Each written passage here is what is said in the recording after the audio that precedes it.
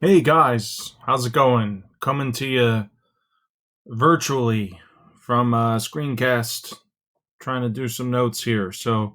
We're going to give this a shot. Hopefully, it works well.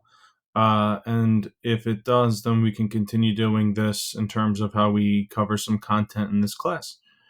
You guys did a bunch of work last week in terms of union activity and also identifying some people and places and things like that for assignment last week. So today we're going to kind of pick up where that left off and go over some of the key people, contributors, etc., in the progressive era. Um, and let's just dive right into it.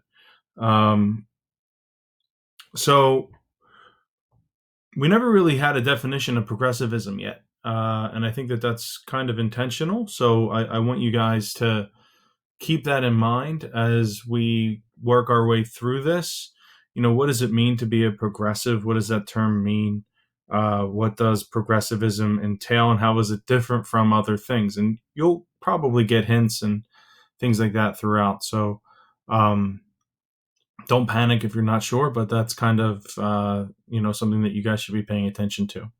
So, first up, you've got just general ideas coming out of society at the time, whether it's coming from the kind of educated in academia or from the government itself. But basically, this is a large time period of change. You've had a lot of union activity and strikes that have been going on in the mid to late 1800s after the Civil War.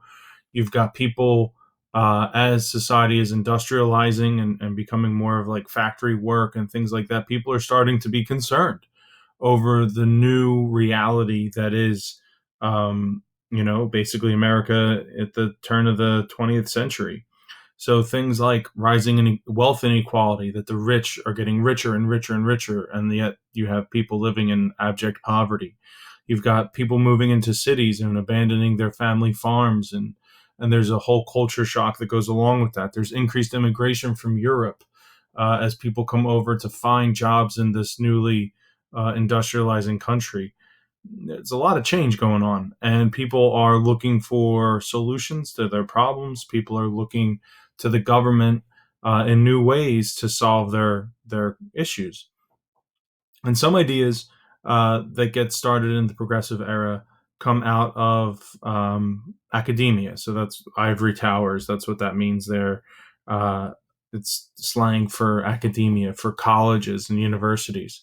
And one of those things was the single tax movement. I know you guys had to look up Henry George, but single tax movement dealt with taxing 100% of the increase in value of real estate.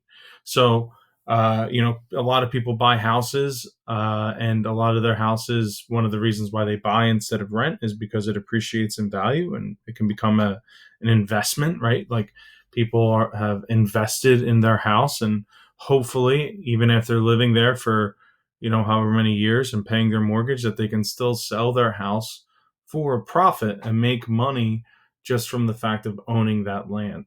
What the single tax people would want is that all increase in the value of the land would be taxed. So basically, the real value of land would not ever go up. So me as a property owner, I might be able to sell my. Let's say I bought a house for $200,000 and I was selling it, 15 years later for $300,000. I wouldn't see any of that income come back to me. Uh, I would get all of my money back that I paid for it, but that extra $100,000 would go right to the government.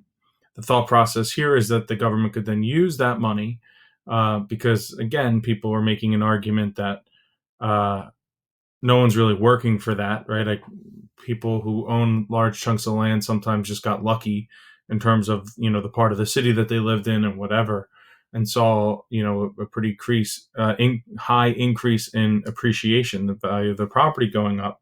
So the thought process was, well, they didn't do anything necessarily, so let's tax that at 100%, at about as high as it goes, and use that tax revenue to provide services for the poor for education, for social services. Um, didn't really go anywhere. As you guys can probably imagine, a lot of people didn't really want that. Um, but it was still the beginning of this idea that, hey, maybe we can start talking about new ways that society and the government can bring in money. Because at this time, there's still no income tax. So all the money that the federal government is getting is from excise taxes and tariffs, which, as the country is getting bigger and bigger and industrializing and needs more help with things like wealth inequality and standards of living and those kinds of things, which we'll talk about a little bit later today, um, they don't have the money for it. So this was a way to basically generate a lot of money really quickly, and basically help provide the government with assets that they could then spend to help out the poor and everyone else. So single tax movement, called that because it was the only tax that would be around, 100% tax on all profits on real estate, on property transactions. Next up, we're going to talk about some people who challenge the prevailing thoughts of social Darwinism. You guys looked up social Darwinism too.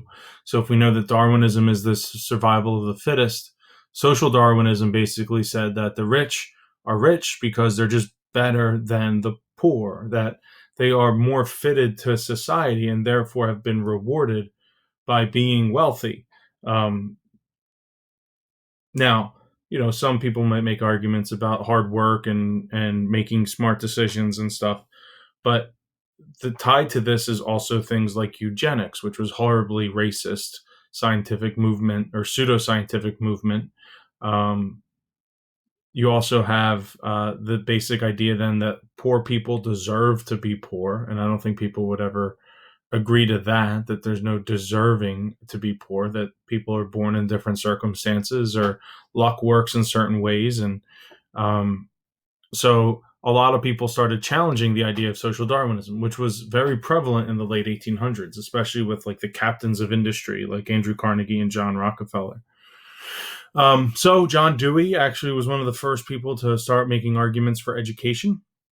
John Dewey was out of the University of Chicago, who believed that basically education can be transformative and that the government should be directly involved in making sure that people have access to education, and that the government actually provides basic human services to make sure that there is a bare minimum of things that are just, fair, and equal, or at least equitable, I should say. Um, that idea that there should be some sort of check on these, captains of industry, these extremely wealthy billionaires and their companies, led to a rise in what was called muckraking journalism. Muckraking got its name from this story about a journalist who was, trying to dig up dirt, like literally think of that, like that phrase, on someone in, I think it was Baltimore. And the idea was that they were raking all this muck from the bottom of a river just to try to find a story. Um, that name stuck. It was kind of used with a negative connotation at first, but it stuck as people kind of used it as a rallying cry, that there were journalists who were out there trying to do the right thing and take on, these large corporations and these extremely wealthy people. You have people like Ida Tarbell, who went after Standard Oil. If you can imagine this woman in the late 1800s basically taking down the largest and wealthiest corporation in the world. She was able to do that. And they showed a lot of issues with the way that things were done in factories, in fields, in oil rigs, and in slaughterhouses. So that's the famous The Jungle by Upton Sinclair. Talked about the conditions of, people losing fingers when they were in the slaughterhouse and that just being ground into the sausage that was made, or that there was just horrible sanitation and lack of workplace safety rules, and just this contaminated meat that was mixed in with sawdust, and it was just absolutely horrible, horrible, horrible stuff. And it led to Food and Drug Administration. It led to changes in food inspections that hadn't been done before, that now we would recognize as fundamental to our society, right? We want to make sure that the food we're eating is safe. Um, So we'll come back to some of these other